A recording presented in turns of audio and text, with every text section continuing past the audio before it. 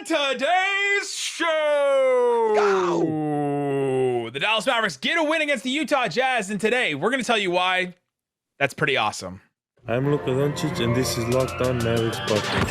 Hey, Dallas Mavericks are NBA champions. Bang! Bang! It's good! And the Mavericks have won the game! If you don't believe, you shouldn't be here. Let it ride, ride. If you don't believe, you shouldn't be here.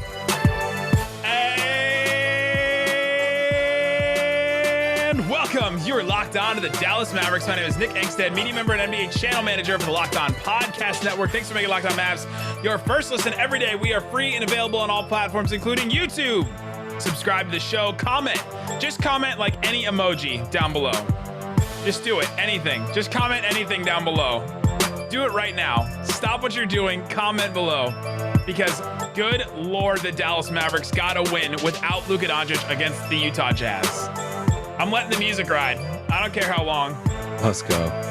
I don't know how long this track is. Let's go, baby! Woo, we can just let it ride forever. Jalen Brunson drops 41 points.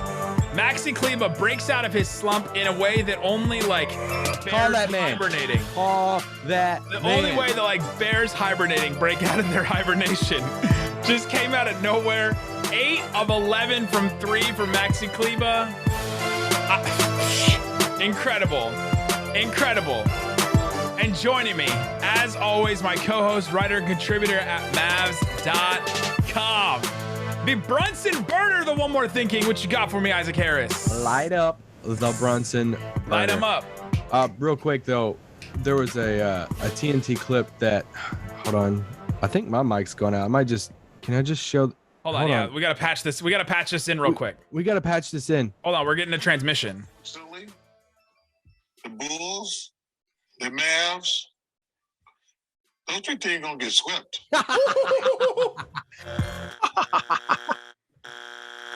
Bruh. Wrong. Jalen freaking Brunson. Great vibes, man. It's great vibes. Great vibes. Yeah, great vibes. No, sensational vibes. And the vibes are immaculate. They are. The vibes are immaculate. How immaculate are the vibes right now, Isaac Harris? I mean, I just need some fake money for JB because that man is about to get paid. Paid. Touching. This is well. My son's doing well. Your son will do well. His sons and his sons and his sons are going to be doing fine. The Brunson clan is doing well after this game because there was a Knicks scout next to me and he was like, I bet he will. Look at this guy. And I was like, yep, everybody made a big deal about all the scouts in game one. No, there's still guys hanging around and he's still watching Jalen Brunson. Allen Houston's like, dang it, I came to the wrong game. Worldwide West is like, I was not worldwide today. I was just one spot. Man, the Dallas Mavericks get a win. They win 100. Not just a win. The first home playoff win since 2015. Some of you weren't even born. No, I'm just kidding. I don't think we have 7-year-olds. Which of your kids were born? None of them. Neither of Isaac's kids were born. This podcast wasn't born in 2015. What were you doing in 2015? This podcast wasn't born in 2015. But seriously, honestly, we were talking in the press box before the game, and it's me and Bobby, Jonathan Sharks. We were talking about just the atmosphere of that Game 3 Clippers series, and it's but we started talking about how crazy the arena was for that Game 3 and Luka hitting the threes. But we're like, dang, we haven't even seen a win in forever at home. Yeah, right. All 3 of those games last year, John and I we were joking about how just experiencing those games together. But none of them were wins. And tonight we got to walk out of the arena, and many of you guys who actually did show up to the game on time and provided some crowd support to the Mavericks. But we're not going to be we're not going to go on not that today. Not today. Not today. You got to walk out of the arena right now, experiencing a home playoff win by the Mavericks, in which you were chanting MVP for a guy who wasn't Luka Doncic. Oh man, what an incredible night. I mean, it really is an all-timer night for the Mavericks, and it kind of puts Jalen Brunson on this I don't know how we're going to view him in the future, years down the road, but this is a Jalen Brunson, especially if they go on to win this series with or without Luka. Like, let's say Luka comes back later and see all this stuff and they win a series. Like, this Jalen Brunson game is going to be remembered for a very, very long time. Jalen Brunson, first player in Mavericks history with 40 points and 0 turnovers in a playoff game. Like, we're not going to even appreciate what this man did until we get a minute to like look it all up and look up all the stats and just look through it and remember what he just did. Because against this Jazz team, against Rudy Gobert, who a lot of people think should have been the defensive player of the year, Jalen Brunson's team goes out there and Brunson drops 41 points, has 5 assists, 0 turnovers. 0 turnovers. Oh, man. Amazing. Like, amazing. All the things that you wanted the Mavericks to do and you wanted Jalen Brunson to do, the things we've been, let's do it. I'm going to do this segment. Ready? Let's do it. I'm ready. I'm going to do this segment right here. Whatever it is. All season, we have been talking about Jalen Brunson in just this context. His whole we career. We sat next to him. We sat next to him on a little table in a little room in the AAC during media day. And we looked across, I looked across to him and said, basically said to him, hey, you got played off the court in the Clippers series and you guys didn't get done what you wanted to get done last year. What do you guys have to do to change that? And he sat back the Jalen Brunson way and he held his microphone. He held the microphone that we gave him. Please hold a Built Bar right now. I was going to say, I'll use this glasses case. I ate my Built Bar. I'll use this glasses case. He held his microphone back like this and he leaned back the Jalen Brunson way with like his head down. And he said, we got to be better. I gotta be better. And he just said that, and those words will ring in my head for the rest of, as long as Jalen Brunson is a Maverick, because he was he meant that in a very deep way. We were joking around, having lots of fun, like we were asking dumb questions, and then we asked that question, and it got real serious, and it got real business, right? Yeah. And Jalen Brunson is a guy that laughs, jokes. He was laughing and joking about Maxi's game, and he like looked at the stat sheet, and he goes, Maxi, 8 threes, Jesus. 25 points, Jesus. Like he just kept like exclaiming after that, having fun. But when it comes down to business, he's there. And he gets down to business and he knows exactly what he needed to do. And this was the game we've been waiting for from Jalen Brunson. None of us expected it to even be like this, for sure. But this was the game we had all been talking about for him since the beginning of the year. You had somebody, I think, come up to you post game, a listener, and said, hey, it's time for y'all to be nice to Brunson. And yes. And listen, like that has some validation to it, because we have been, ever since the numbers started being floated out there around the $18-20 million a year, which is probably over 20 million now. Shout out to Luke Anthony, who came up and said that to me, who said, you guys need to be nicer to Brunson. But it's like, ever since that number was floating around, our expectations rose a little bit. It's like, all right, salary number. Yeah. And if you're going to get $20 million a year this offseason, then we need more of you. I didn't think he had 41-point game in his bag. I'm just being point blank on. I didn't think he had that.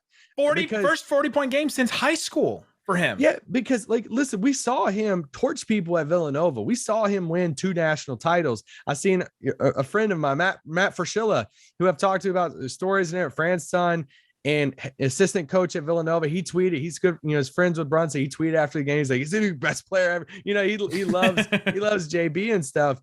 And it's like, he's been, in his corner. Like I've watched him at Villanova.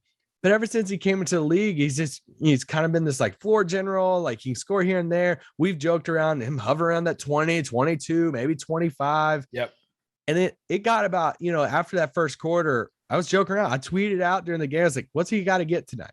Like I was like, what's he got to get tonight for the Mavs to have a chance at this game? We were talking in the press box saying, like, when he can't come out. Like I joked, I leaned over the Bobby in the start of the fourth. I was like, how long is he on the bench? Like, you got to run. And then John leaned over and said, dude, every single offense possession has to run through JB at this point in the game. And this was in the fourth quarter with like 10 minutes to go in the quarter. I joked and said it up there. I was like, he's got to get a career high, 35. He's got to get 35 to have a chance in this game. He ends with 41. It's a career night, not just for him and the Mavs, but it's a career night for his summer too, because I was wanting to listen to some post-game radio on the way home, And so I turned it on the fan, and Mike Bassick, Dorian Finney-Smith's #1 fan, was on there, and he threw out there. And honestly, I was like, geez, I wonder. He said tonight, Jalen Brunson went from a 4 for 80 to a 4 for 100 this offseason. And I was like, dang, I don't know if one game can do it, but there are a lot of people on a national stage watching that Jalen Brunson game.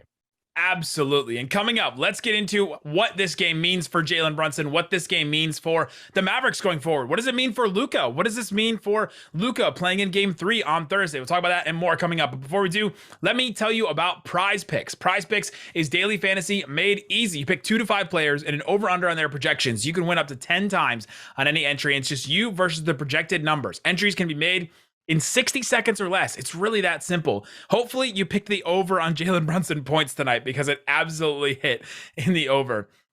Picks are safe they offer fast withdrawals at Prize Picks. They use their award-winning app on the App Store and Google Play. It's Prize Picks. Use the app. Go check it out right now. For a limited time, Prize Picks is an exclusive no-brainer offer for all of our users. Get $50 for free if a player in your first Prize Picks entry scores a single point, but you must use the promo code NBA. That's right. Exclusive offer.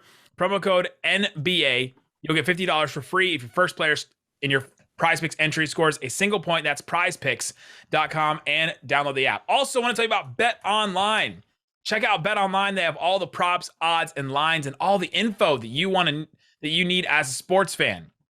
Let's see if they've adjusted. They have taken down the Mavs versus Jazz odds for the series. They've taken them down right now. I don't think they don't have it up for the game either. So if you're interested in some of these, the Heat are a 7-point favorite against the Hawks in game 2. They destroyed them. Grizzlies, 7-point favorite against the Timberwolves. That is really surprising to me in game 2. You think they're going to bounce back as easily as what the Heat just did against the Hawks. The Suns, 9.5-point favorite against the Pelicans. That's just in the Western Conference. Go check out all the Eastern Conference stuff and everything else on BetOnline. Check it out. It's where the game starts. Thanks for making Locked On Mavs your first listen. For your next listen, check out the Locked On Now podcast. It's a nightly recap of all the NBA playoff games, including this one. Go check it out Monday through Friday in less than 30 minutes. Free and available wherever you get your podcast. All right, Isaac Harris. Jalen Brunson. We got to play. What about that Heat check? Great vibes. Great vibes. Yeah, great vibes. No, sensational vibes. And the vibes are immaculate. Amazing. The Heat check in the first quarter. Is that what you're alluding to? Yeah. The Heat check in the first quarter. First quarter, he comes out firing. He hits his first 5 baskets, and he hits his first 3 threes. And that third 3 was it was a Heat check of all Heat checks.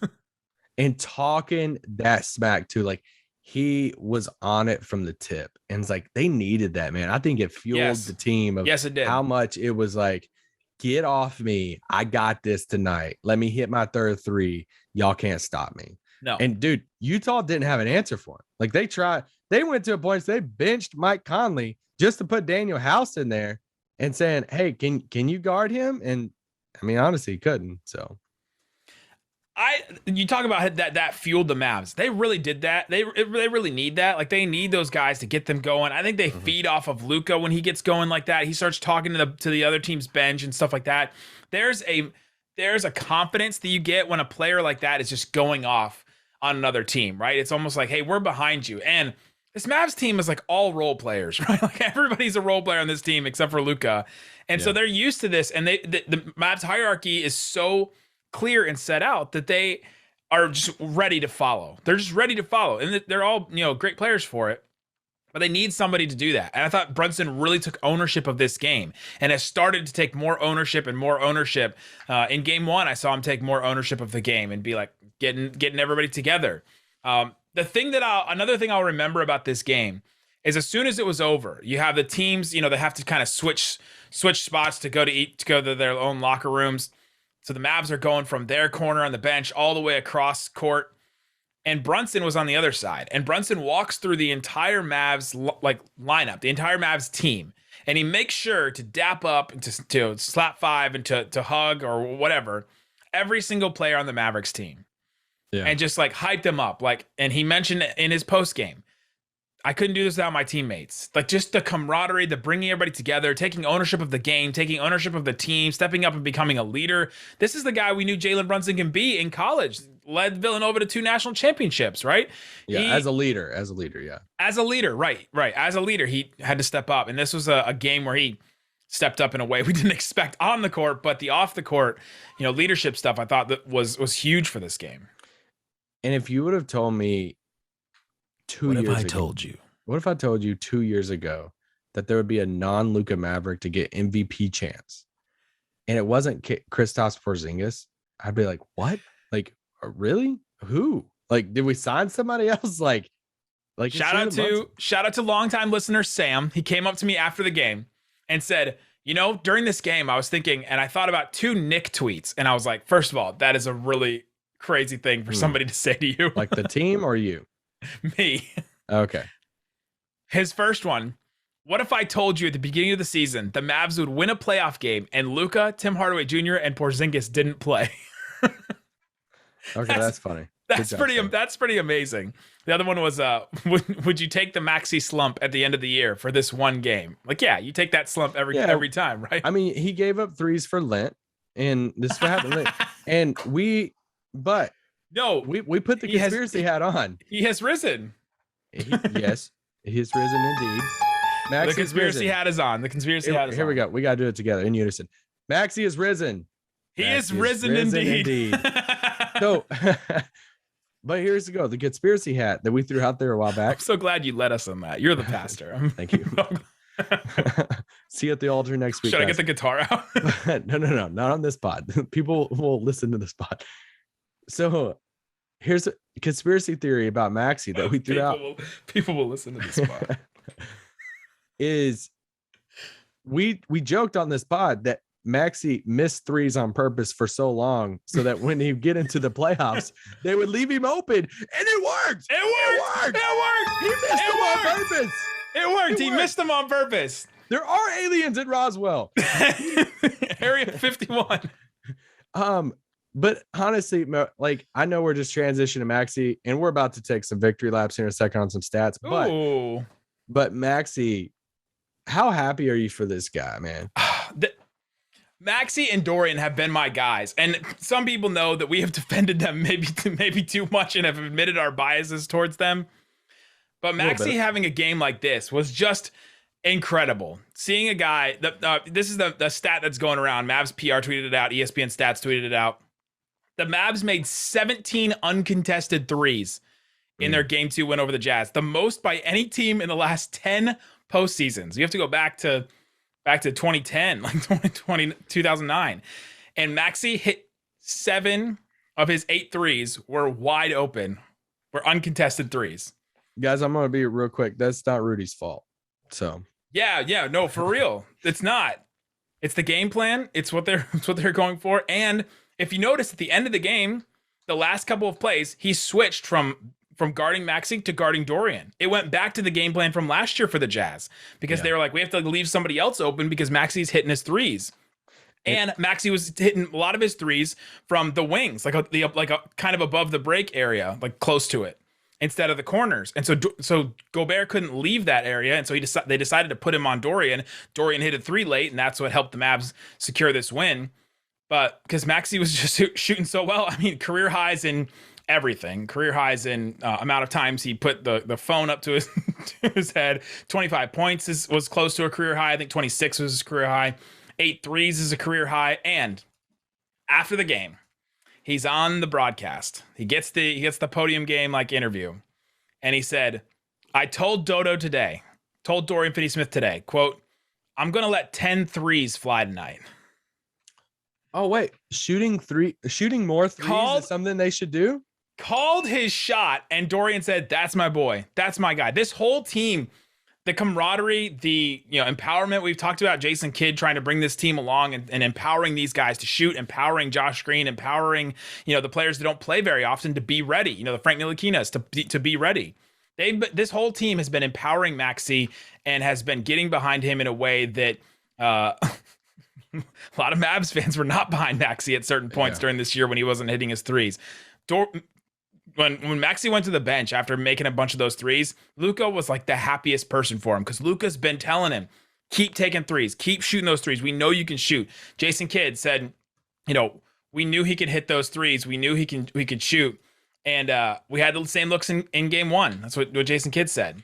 And he talked the last couple of days. The last couple of days, the Mavs have just been talking about is trust the looks. Trust the looks that you're going to get. Trust your shot. And this empowerment just continues. And this Maxi game is proof that works, right? Proof that the empowerment and empowering all the players on this team to trust their shot and to trust what they can do paid off. Because he's done it before. It's like, that's Right. why we joked about Josh. Like, hey, yeah, he doesn't have to keep shooting because I don't want to test that out in the playoffs. We've seen Maxi do that before. Yeah. And Maxi, he went over his minute limit tonight as far as his phone calls. And because he hit he's calling collects now. Maxi is calling collect. But this is the dilemma that they've been in with that 5 spot is Dwight versus Maxi as of late. And, do you leave Dwight in there because it might help with some rebounds? Or do you go at the stretch 5 and Maxi to where you have all shooters on the floor? And then what happens when a Utah perimeter guy gets beat off the dribble, which Donovan Mitchell did plenty tonight. The other guys did. Guess who has to help? Rudy Gobert has to help. He has to try to cover for these guys. And then it was leaving Maxi open in the corner. And this was the bread and butter for Dallas. If Luka was in the series, this would be a wrap. I mean, I said 5 on Twitter. They've only played 2 games, Isaac. I don't know. I'm just saying, if he played this full, like healthy from the top, this wouldn't even be a series. It would be 5's being generous. Coming up, this Jazz team should be embarrassed. We got to talk about some stats really quick before. Yeah. Lots of stats to get into. We'll keep celebrating this win. Keep talking about what it means for this Mavericks team. What does it mean for Luka in game 3? Talk about that and more coming up. But before we do, let me tell you about Rock Auto. Why would you want to choose 30%, 50%, even 100% more for the parts that you're buying for your car at a different place, at these dealers, at these roadside like auto parts stores that can't possibly have everything that you need? Rock Auto has that. Their prices are reliably low for every single customer. They have everything you need from brake parts, tail lamps, motor oil, even new carpet. If they have brake lamps, you should maybe contact a real mechanic, unfortunately. Go and explore their easy-to-use website today. Find the solution to your auto parts needs. It's rockauto.com. You can see all the parts available for your car or truck, right? Locked on in their How Did You Hear About Us box, so they know that we sent you. Amazing selection, reliably low prices, all the parts your car will ever need. rockauto.com. All right, Isaac Harris. This Jazz team should be embarrassed. And I think they're probably going to come out in game 3 and 4 and just like implode. Possibly. This is a big turn. This is a turning point for that franchise, right? Because if they lose game 3 at home, they go down 2-1 to a team possibly without Luka. If Luka doesn't play game 3, blow it up. Like blow that Jazz team up, because they shouldn't. They're going nowhere if they can't beat this Mavs team without Luka. Yeah.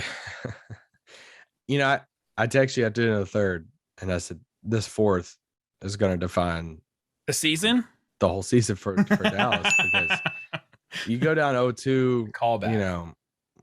We'll talk about Luka's status in the next, few days. Couple days. Practice on Wednesday. We'll get a full update then. Yeah. So it's like, you can't go down 0-2. You just can't. And no. Going into that 4th, I'm like, here it is. This is kind of like the season's on the line, which, there's no one's saying because they won this game, they're going to win the series either way. No. But it's like, to have a chance, you had to win, this game, one of these, 2 games at home. I want to throw out a couple stats here.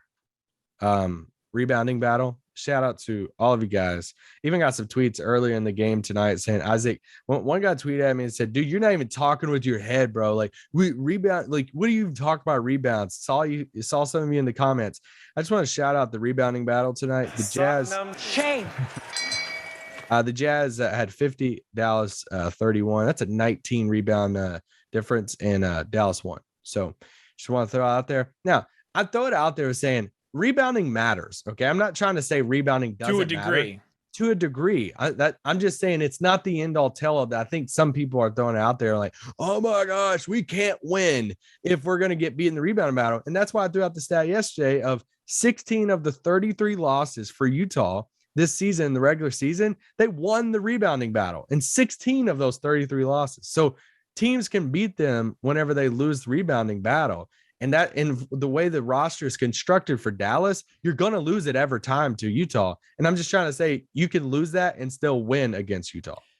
And here's what happened.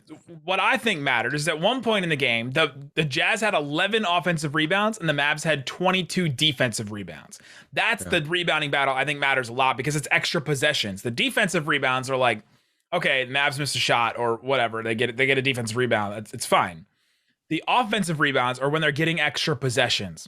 And those are huge. And the Mavs only got 2 offensive rebounds all game. But where the Mavs got it back, they had 3 turnovers all game. None in the second half. That's insane. Dinwiddie had 3 turnovers early in the game, and they didn't have any the second half. Dinwiddie had all of them. 3 turnovers marked a franchise record low for the Mavericks. Their low before that was 5. It was only the 8th time in NBA postseason history where a team recorded 3 or less turnovers since 1982.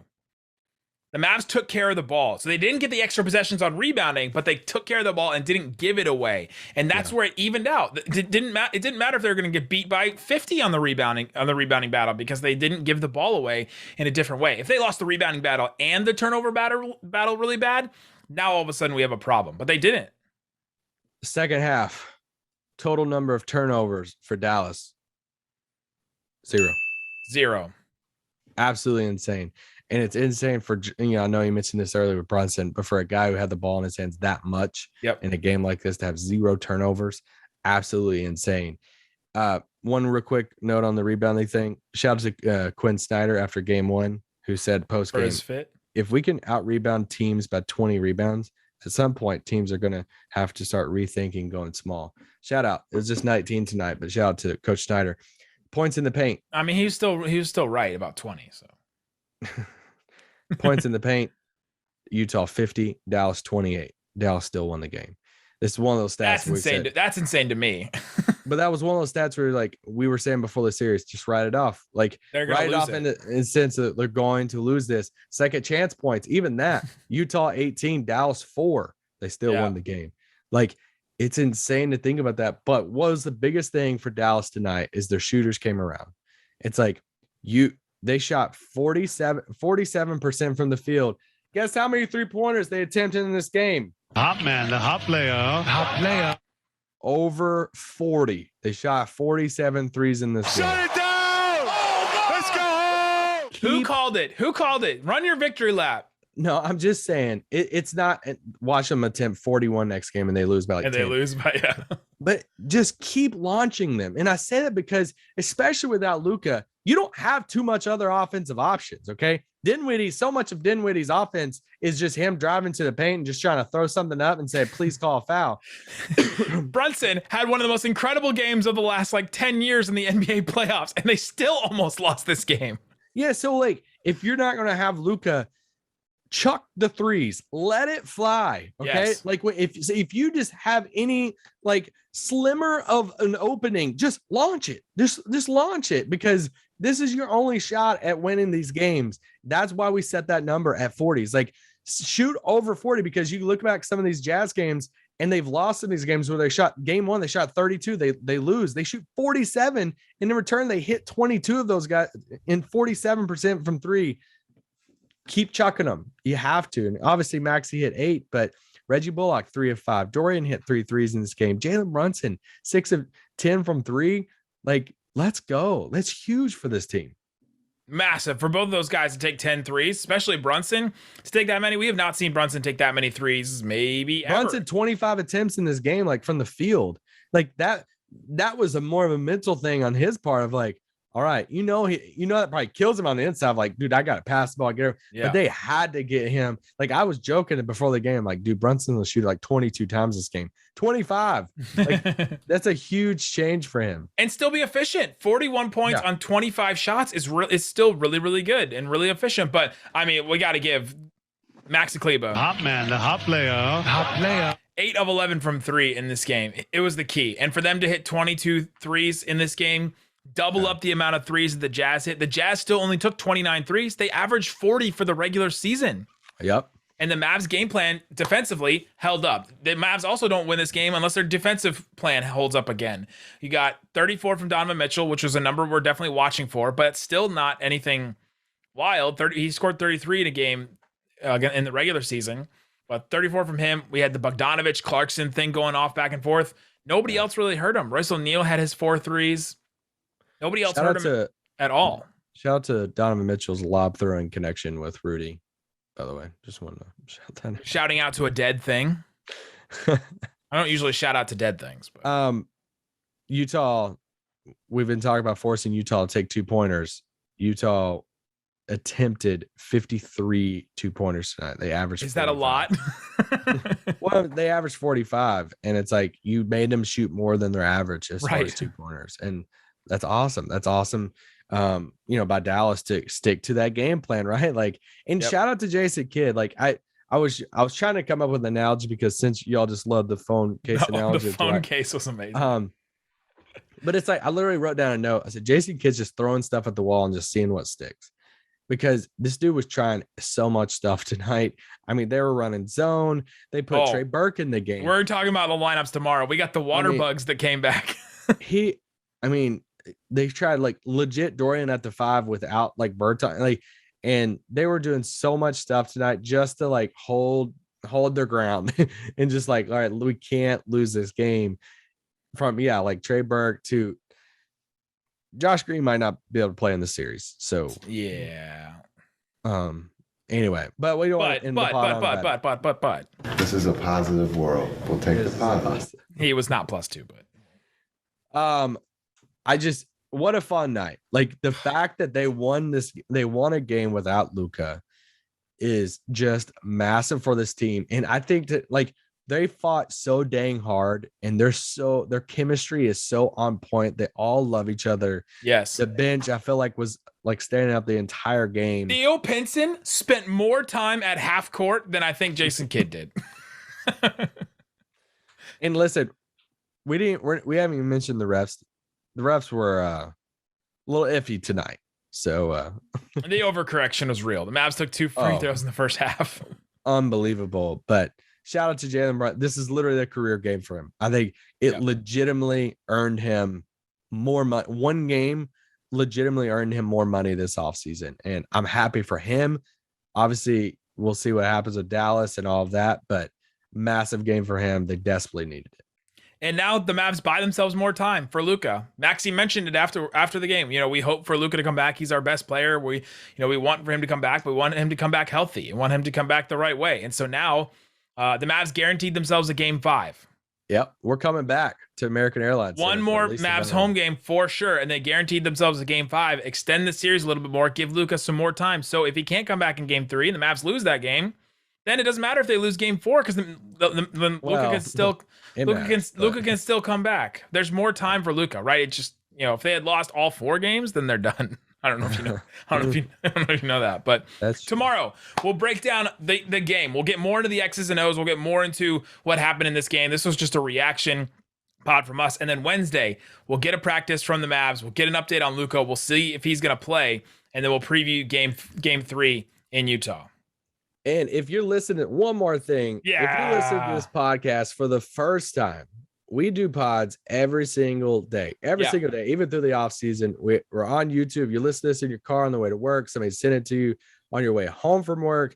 Obviously, there's a podcast feed, but we also have a YouTube channel that you can watch on there, or vice versa. We're every single day after every single post game. So I know there's some new listeners listening today after a massive franchise winning, home playoff win. So shout out to you guys. Leave us a comment, shoot us a DM or something, and we'll talk to you tomorrow. Guys, thanks so much for listening to Locked On Mavs. Peace out. Boom.